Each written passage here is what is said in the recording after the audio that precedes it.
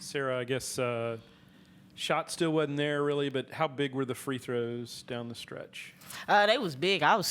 We had some more time, I was still gonna shoot it. I know eventually the ball gonna fall. It was just one of those nights where my shot wasn't falling, but I found other ways to be involved. That was I had 10 assists, so I can't complain. I love when everybody else is scoring.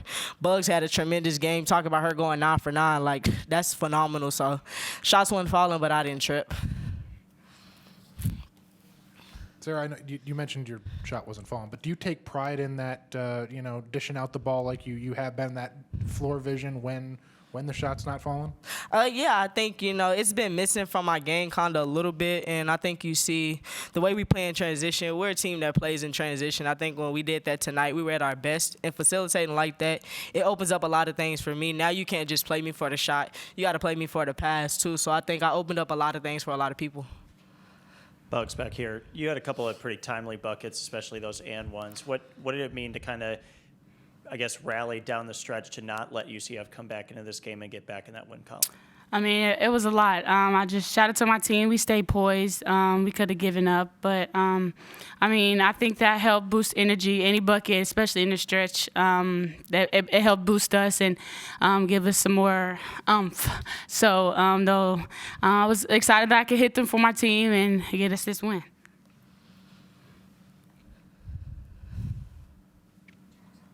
I was about to say, okay, Jerry, all right. Come on now, I can't end it at that. Yeah, Bugs, I don't even know if you knew your numbers there, but 9 for 9. I don't remember. I just knew the free throws. Like what was that like? And obviously they were setting you up pretty good too. It was good. Like Sarah said, we share the ball. She shares the ball. She saw me. She gave it to me. My teammates saw me open. They dished it to me. We're not a selfish team. So I'm just thankful that my teammates could get me open and I could just contribute all night to us winning. Yeah, man, I was so irritating. So I was like, I can't do it. I asked my athletic trainer, like, is it okay if I take it off? But I had to take it off for a little bit. I couldn't do it. Bugs, how big was a game like this? After a couple losses, you have a few individual really good performances to kind of turn the page on what was and kind of look at what this team can be. This is huge. I know for one, we always protect home. So that was our top thing. We're at home, we got to protect home. But it means a lot. It's getting our boost up because those 2 losses were hard for us, but we don't really dwell on it, just learn from it. But getting this win was definitely good for us, and I think that we're just going to keep pushing forward and bring everything we did this game more to the next. Sarah, quick turnaround, big game against Kansas State. Can you talk about that? Obviously, Aoka Lee out, but still a really good team. Yeah, really good team. We got to eat right tonight, hydrate really well, come in ready to be super laser sharp focused tomorrow because it's a one-day scout. Well, we got kind of get 2 days earlier in the day that Monday, but we got to be laser focused and do the right thing tonight. Go home, get some sleep, rest, watch a little film, and let's get ready to watch some more film tomorrow and prepare for Monday. Sarah, 23 turnovers for y'all today. I guess, how do you fix that? What was UCF doing that kind of forced you to turn the ball over a little bit more than usual? UCF's a good team, but I think, we kind of did this for ourselves. I think for a little bit we got lackadaisical and started slinging the ball across the court. I don't think they really forced us to turn the ball over in any type of way. Wherever we wanted to pass it, we could. But I think off of some steals that we got, we turned it right back over to them. I know for one it was me. But I think when we take care of the ball, we're one of the best teams in the country. So we just got to stop slinging the ball around. See y'all. Thank you. Sarah, her shot necessarily hasn't been falling the last few games, but she had pretty good court vision tonight and finding people. What did she do so well today that allowed her to just kind of see the floor so clearly? Yeah, I think there were 2 things. I thought she was really effective when we advanced to her, or she was running the point, which obviously was. She and Jada overlapped a lot, so it wasn't a ton. But when she got the outlet or we advanced it up to her, I thought she did a good job reading the fill, the lead pass, when to wait for the trail to fill, and I thought Bugs got a couple of those. I thought her bounce pass to Jada was, in particular, a really, really great pass in transition. But then I thought, the more we could get their fives in ball screens, I thought she did a really good job of working her feet, finding the roller. We felt like that was going to be there all night. And I thought she did a really good job of seeing it and making good decisions in those situations. Nikki, after that tough result against Iowa State, kind of how does it feel to pull this one out? Obviously, kind of came down to the end there, but just getting back in the win column. Yeah, it's always good to get in the win column. I think sometimes you just need the mojo back. Obviously, frustrated. When you take a 7-point lead, it's time to put yourself in gear and get a 10-point lead. And I thought we let them hang around with bad decision-making, turnovers, fouls. We have to do a better job of defending without fouling when people put the ball on the bounce. We've got to understand when teams are playing from behind, they're going to scrap, they're going to come after us. There's a time to play with pace, and there's a time to play with pace in the half court, but to move the ball. And I thought we made some uncharacteristic turnovers. Not that we haven't had some heavy turnover games this year, but I thought we had some really poor turnovers late in the game that kept them in the game. Possessions that we could have run down that led to transition baskets for them. Hi. Quick question about the students being back. This is the first game back with all the students here after break. The first one in the Foster Pavilion with everyone, and also a new student attendance record for a women's game. What does it mean to have students back, and what does that look like for the rest of the season for you guys? Yeah, they were phenomenal. The shirts are very unique, but I definitely think the cool thing about them is you recognize right away who the students are, and so I think that sets them apart. I think, I know we filled in the opening, we filled behind the benches, but to see them in the end zone, or the baseline, sorry, it still feels like an end zone. That was really, really cool. And I think, there were times when I really hurt them, and we're going to need them on Monday night in a matchup against the top 10 team. So hopefully we'll take better care of the ball. I thought we shot the ball really well tonight, so I thought there were things to cheer for, but got to take better care of the ball.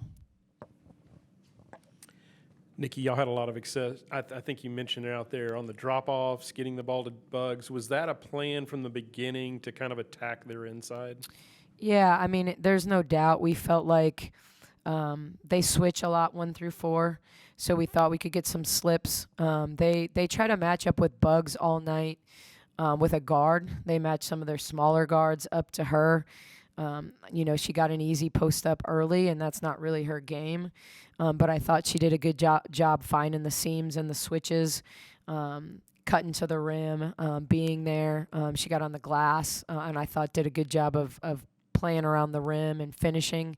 Maybe her best finishing game since she's been here in terms of, there are times when you think they're easy, but we miss easy baskets all the time. I mean, you miss uncontested layups. So for her to put it in there and to get some and ones, and I thought she was really, really good. The mask disappeared at halftime, and I guess she saw the ball even better, but I didn't think she was struggling in the first half either. Looking to Monday against Kansas State, obviously they're without a big piece of their team, but how do you kind of continue this momentum into against a good team like that? Yeah, they're really good. And, I think people talk about Ayoka, and rightfully so. She's a phenomenal player and anchors what they do and who they are. But certainly they got used to playing without her a year ago. And, our number one in the country in half dozen different defensive categories. Their length on the perimeter, they really only play one small guard off the bench, so they switch things. They point switch, which is something that you do in the league a lot. With their size, they're able to hand people off.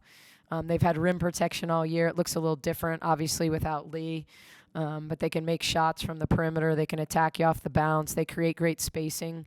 My guess is we'll get a little more Gabby Gregory in the post like last year. I mean, she's kind of been the perimeter player, high post passer to Lee, but I think she'll be a little bit more of a post-up focal point for them. But just really, really good defensively. I think their little gap goat stuff, where they every time they get 3 stops, and they're really bought into who they are. And so when you talk about identities and teams finding identities, they've got a lot of players that have been there a long time. Ayoka's been there 6 years. That junior class has started for 3 straight years. I think Zy Walker has been a huge pickup in the portal for them in terms of what she brings. She's a little bit different than everybody else they have. So they may not go super deep, but their bench is really solid with Walker and Sides and Sanchez, who I know went into the starting lineup today, but they'll look a little more like us in terms of their size. Maybe they don't now have 6'6", but they're going to have big guards and forwards.